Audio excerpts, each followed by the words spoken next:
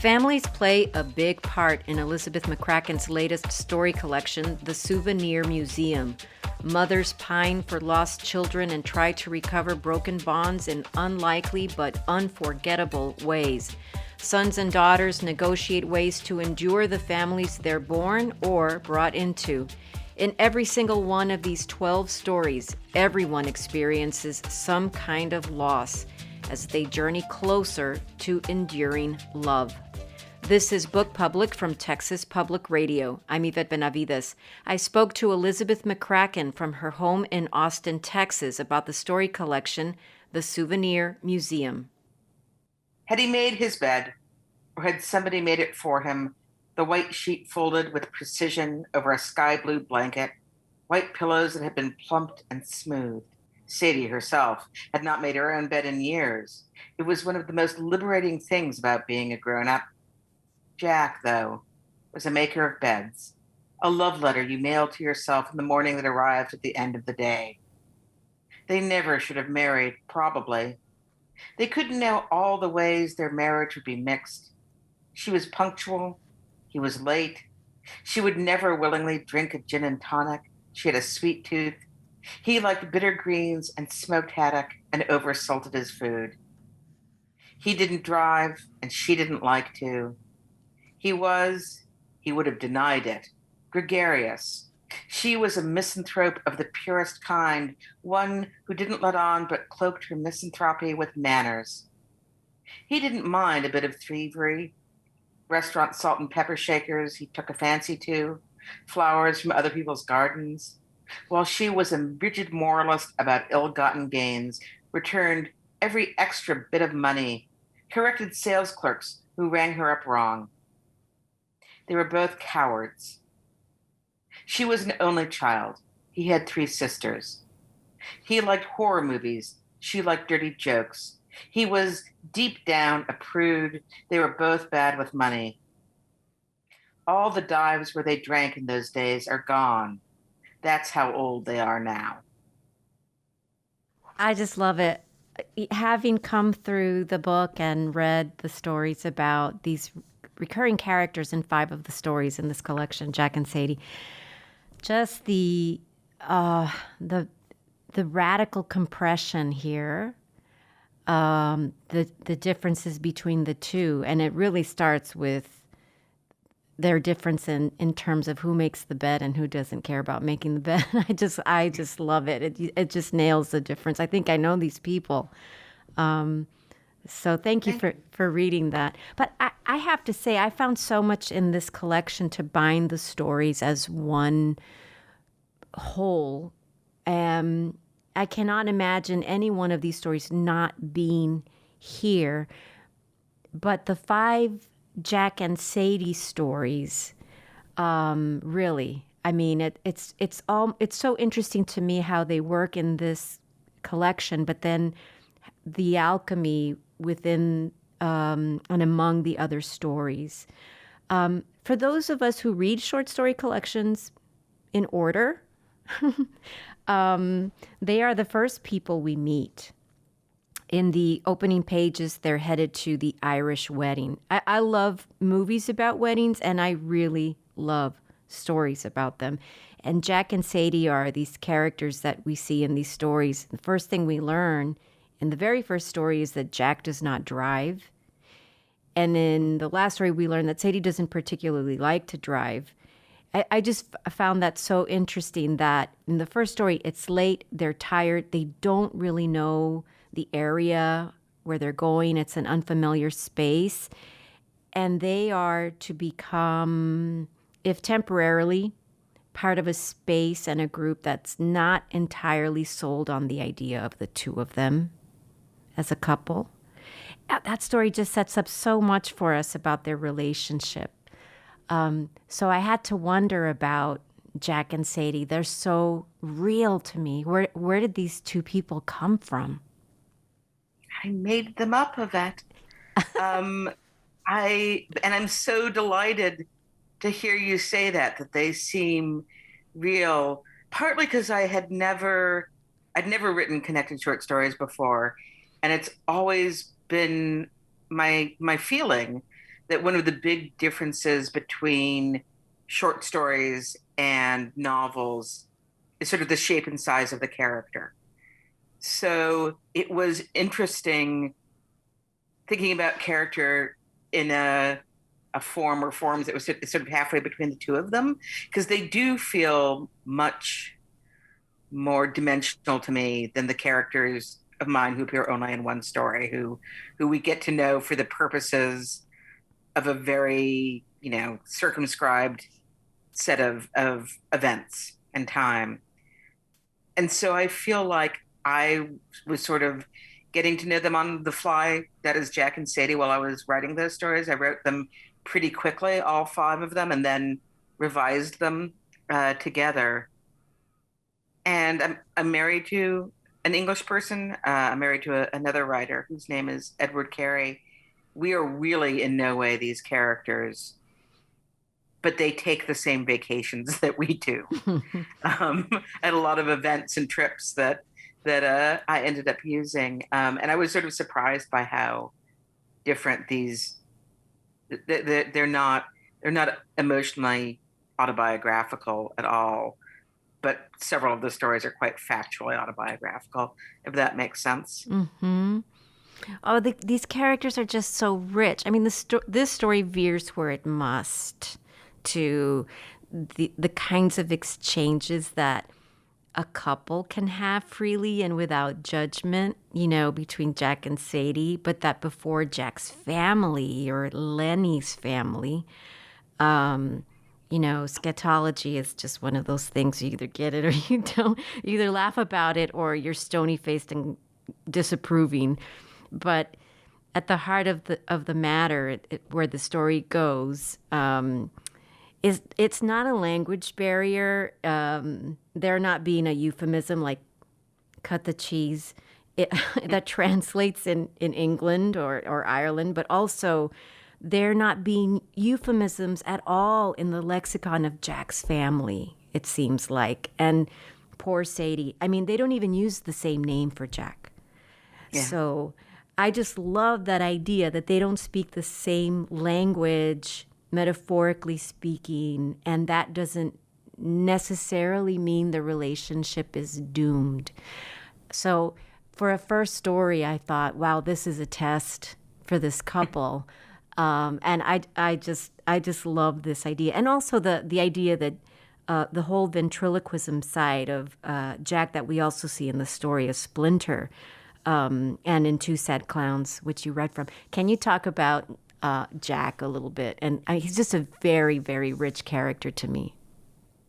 Oh, thanks. And sure, I laughed when you said a test for the couple because I thought you meant a test for the reader. And I do think I put that story at the start, because it wasn't the first of the stories that I wrote, to sort of say, well, if you can get through this, if you can keep up with the keep up is the wrong term, but if you're not put off by this story, then we'll be fine together. And so, yeah, Jack is a character who his parents are English, and he has three older sisters who are all English, and he's English too, but he was born in the United States and raised in the United States for during a period when his parents were living in upstate New York.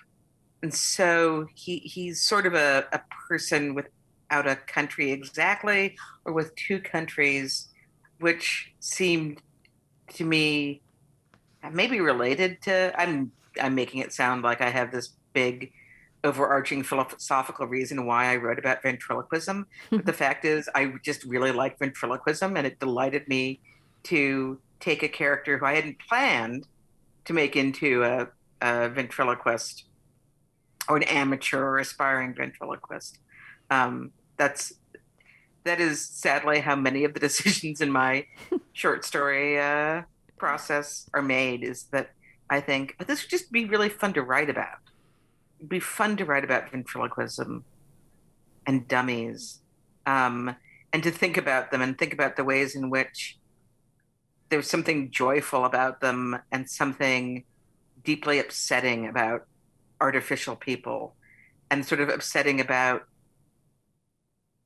performers who are, say, making terrible and mean jokes and pretending they're not by blaming the dummy at the end of their arm.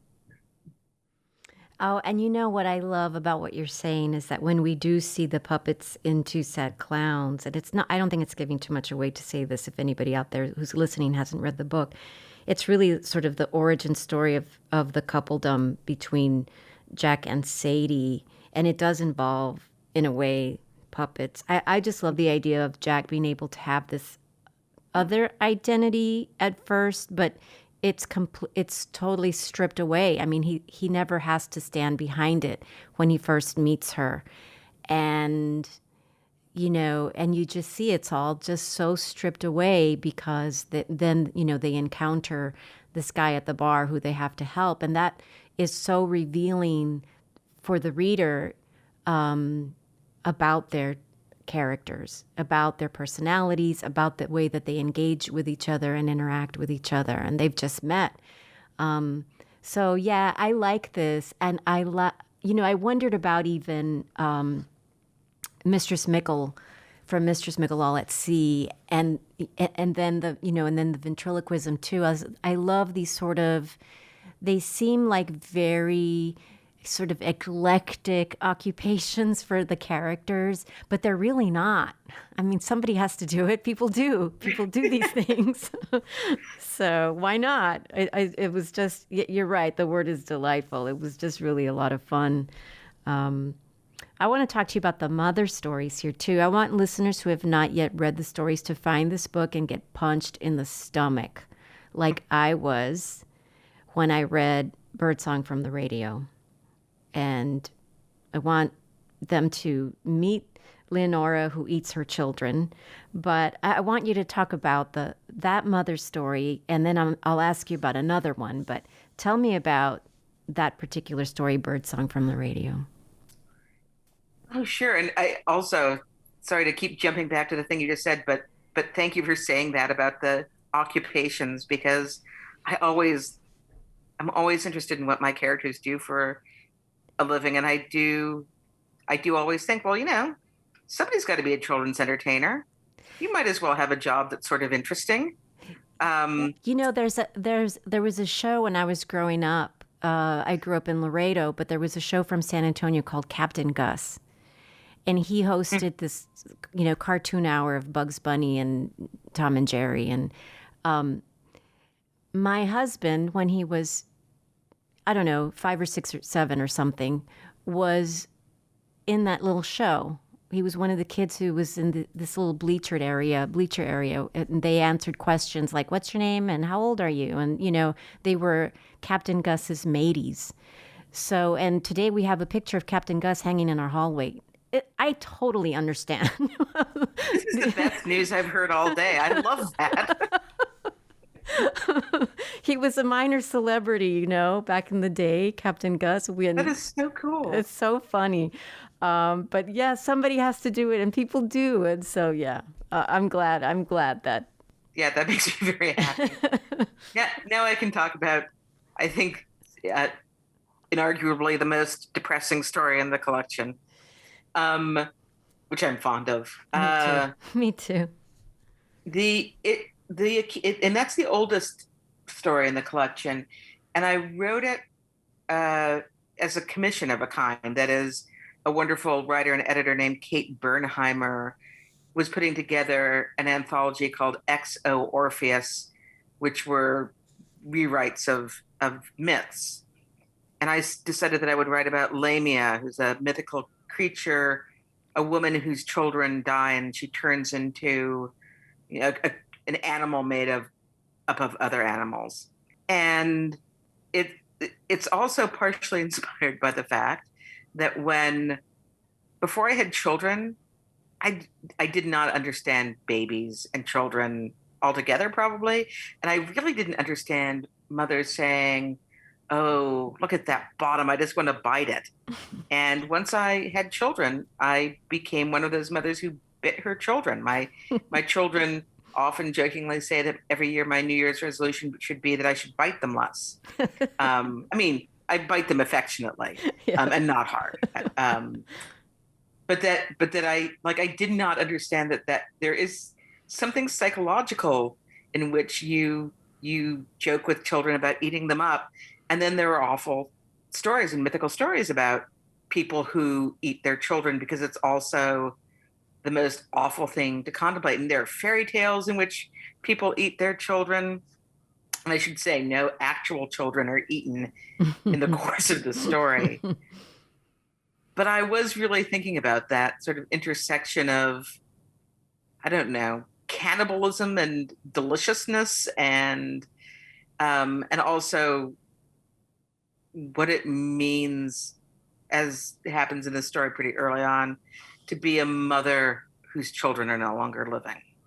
I understand what you're saying about it being the most depressing story, and it is. It is so gorgeous as a consequence, simply because of everything you've just said. I mean, we don't even really have that.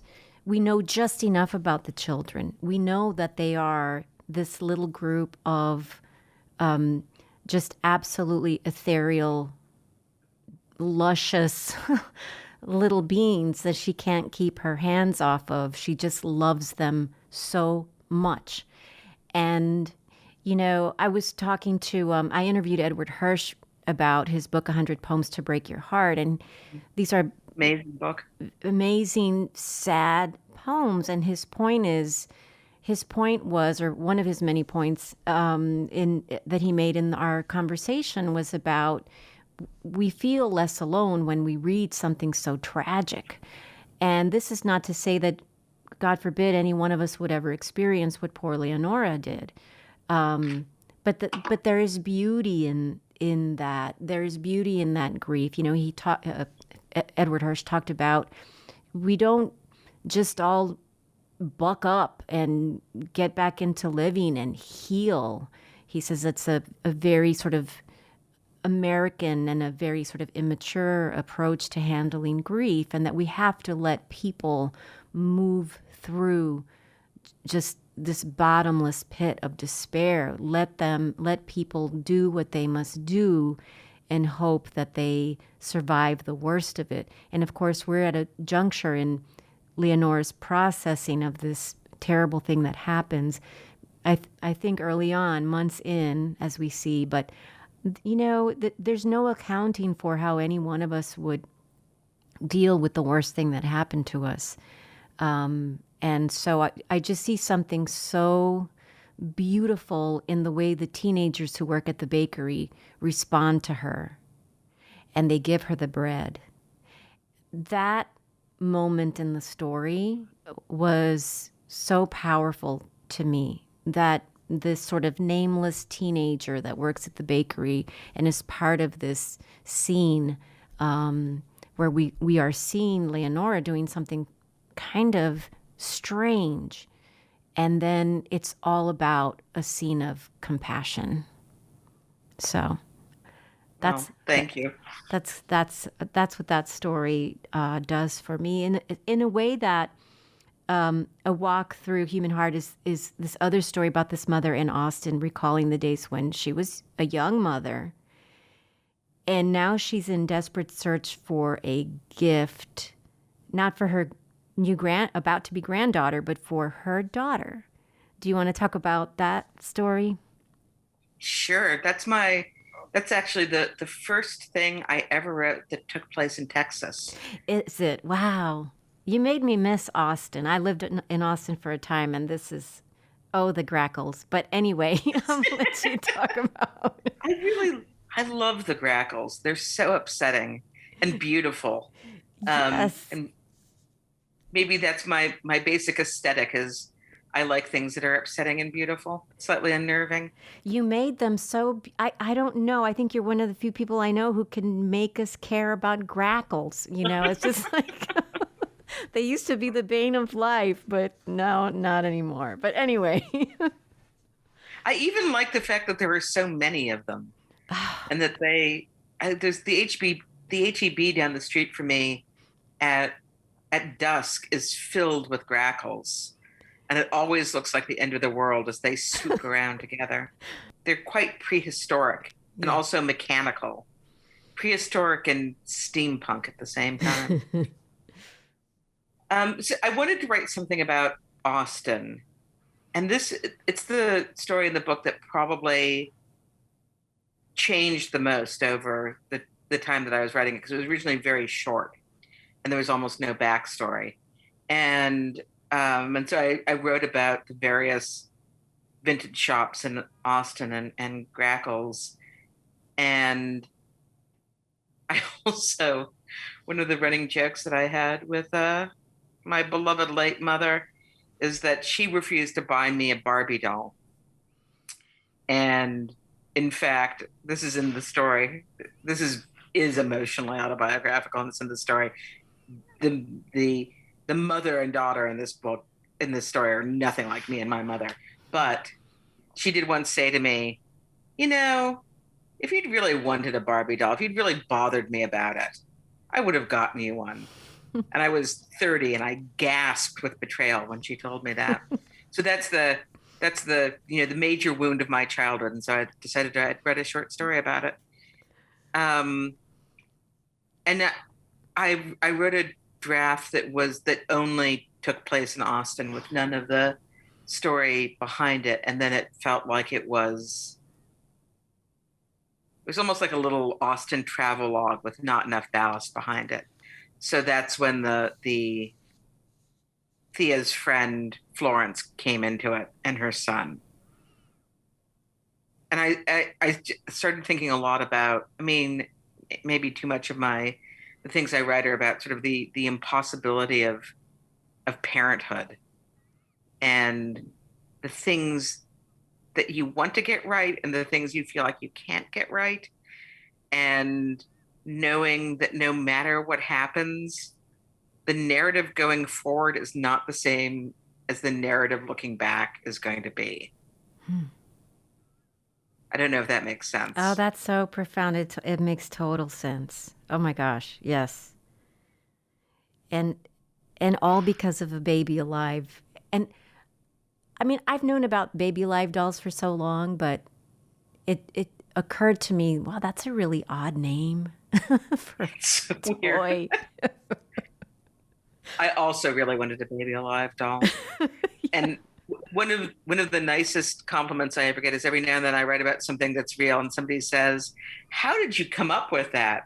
And I have to admit that it's not out of my imagination. And somebody asked me, "How did you come up with Baby Alive?" And I said, "I could show you the ads on YouTube. It's this very upsetting doll, and that's what it's called."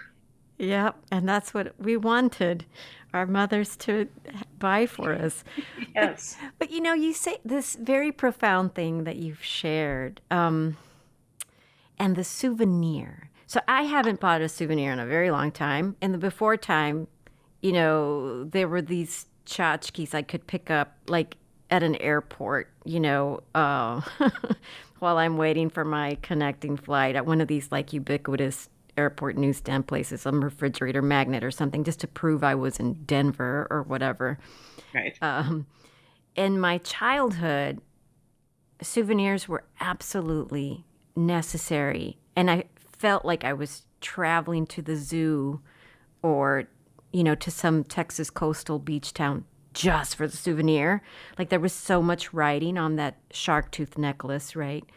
I feel like the characters in your stories, there's so much writing on some object, but like as almost like a metonymical thing, even like in this story with the Baby Alive, the characters after objects that were part of her past as a young mother. And there's this sort of like recovering that she's trying to do with her daughter, and the stakes are very high. She's trying to close a loop or right a wrong or pay off a debt, or I don't know. I don't know the right word, but something's weighing her down. And by obtaining this thing, she will lessen her burden. And you see this in the Souvenir Museum, that story, where the protagonist has to travel a great distance to give over this old watch to an old love of hers. And she has a little boy. And again, there's this idea of a souvenir and maybe it's a much more pointed idea of a souvenir. She's there to accomplish something altogether different, but it's another mother, and this time it's a young boy. And I don't know, I kept thinking about this idea of how the stories are so cohesive, how they all connect with Jack and with Sadie and with Leonora. And I just love the idea of how there's this object, that there's this thing in the middle of the story that we all are sort of looking at, and it's not even about that thing. It's not about the souvenir. And I don't want to say anything so corny to Elizabeth McCracken, like it's about the journey. But it's not about the souvenir, but the Souvenir Museum. Now, have you been to Legoland? I have indeed. And that was pretty much my experience. Also, just thank you. Your reading is so generous and wonderful. I have been to Legoland. It was terrible. There's not a detail. I was there with both my kids and my husband and another family, and we soldiered on to try to enjoy Legoland a bit longer than the characters in the story. It's quite common for me to think, well, maybe I can do a sort of spiritual tax deduction if I'm really miserable someplace. Maybe I can get a short story out of it. I have to stop doing that, because then when you do that, then all your stories, people catch on, I think, readers. If I have another story collection in which all the characters go to tourist traps and I complain about not liking to be in crowds. But the three tourist traps in that story are all real, and I went to them. Legoland, the Souvenir Museum itself, that's a very accurate description of a weird museum in Denmark, which I think, I looked it up, I think maybe didn't make it through the pandemic. I will say I don't think it's an enormous loss. And then Odense is also an actual place where, in fact, it's the sort of thing I don't do in novels, but in short stories, I actually was at this place and listening to somebody, a place in which people sort of seem to be acting, what would you call it, actually, historical reenactment. But I walked into a hut and there was a woman in Viking clothing, and she began to talk, and I could not for the life of me tell what century she was supposed to be in. And it was one of the most genuinely disorienting experiences of my life. And then it turned out she wasn't acting as though she was a Viking. She was a modern Danish woman, but in Viking clothing. Oh. Well, I mean, you just bring these places to life now, and you've obviously been to Schlitterbahn. I have been to Schlitterbahn many times, although only the one in Galveston. The place where the chlorinated air smelled of infection being held just at bay? That's it. I've never been to Schlitterbahn in the summer. I've only been there at New Year's or Thanksgiving. Oh, just like in Robinson Crusoe at the water park. It's November, yes. I think, yeah. And I have to say that a German-themed water park is something that people have also said, that doesn't exist. Non-Texans are very confused about the idea of it, which truthfully didn't even strike me as all that strange. They would say, but there's not a sign that says Faust und Furious. And I said, there is 100% a sign saying Faust und Furious. I felt like I was there. I felt like sorry. I'm so sorry. I know. I could smell it. The whole thing, the swim up bar and the Lost Boys, bobbing around and tormenting each other, and the belly buttons, and The whole spectrum of belly buttons. I mean, this story, yeah, and this is a very poignant story. I mean, this is a story that really, really moved me. But also, there's so much humor. I mean, laugh out loud. I mean, and it's impossible to choose a favorite story, but one of the funnier ones that's also, horrifically sad, but made me call my daughter and read excerpts to her over the phone is the story It's Not You. Oh, our 20s, right? I mean, writing Yes. about our 20s, it can only be not just a sad story. I mean, what a tough decade. But we just don't realize when we're in it that we're going to survive and totally rise above it and even kind of miss it and then leave it well behind. Yeah. But that is also just such a funny story. And it could only really be, I think, a protagonist in her 20s. But I wanted to ask you, that's a first person point of view story. Yeah. And you don't have that many that I've No. read. I don't think there's any other one in the. I mean, your third this is the book to study if you want to, for many, many reasons, if you want to be a short story writer. But I wanted to ask you why that one was first person. It's it's such a good question. And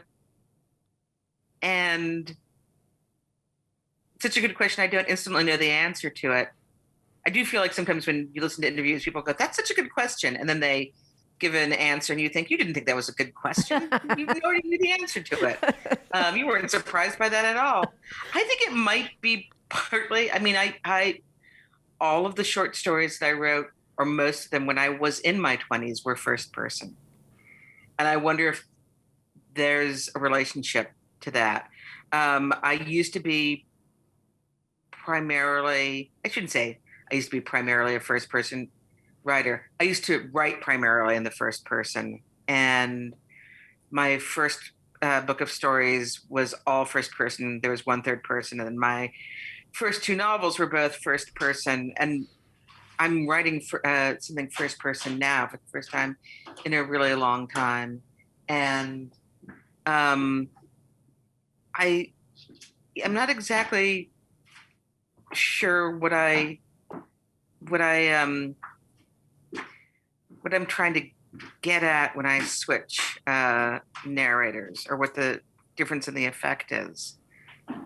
I can't But I imagine certainly know the characters in a different way when I write first person or third person. I probably know the characters when I'm writing third person better than I do my first person narrators. Uh-huh. But I mean, I just love, I, how do I say this? You don't miss anything. You know what I'm saying? It's sort of like it's not a matter of, oh, I wish this had been in first, or whatever, but it just works so well in first. And it's not just because it's mostly because of the main character, but you know what? That's such a good answer. This idea that it's because she's in her 20s. I mean, it sort of stands to reason. I like this answer. I think it makes a lot of sense that it, Yeah. yeah. So I'll add one other thing, which I was thinking of because I was talking about some of my favorite books that are in the first person. And I think a first person character has a deep wish to be known. And a third person character is sometimes known despite their own wishes, and that's the difference. Oh my gosh. Now that's a good answer, Elizabeth. What, so you hold the James Michener Chair for Fiction at the University of Texas at Austin. Tell me, that was a very sort of writerly, workshopy thing that you just said. So tell me about teaching writing over these recent pandemic months. How have you been? How have your students been? I think they've been good.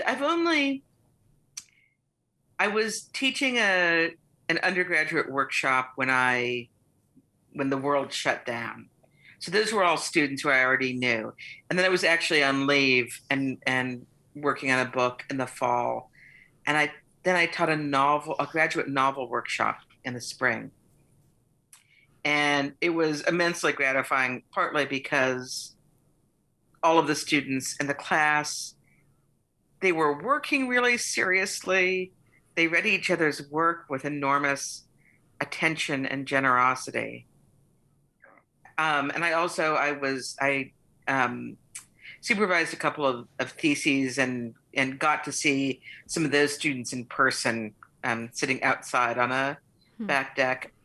I have to say, I cannot wait to teach in person again. Mm.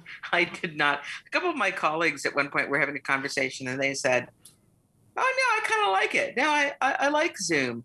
And I thought, "Oh my God, what's wrong with me?" Because I loved reading my students' work and seeing them, but I don't mind Zoom one-on-one conversations, but there's something about talking to a bunch of people and not being able to look somebody in the eye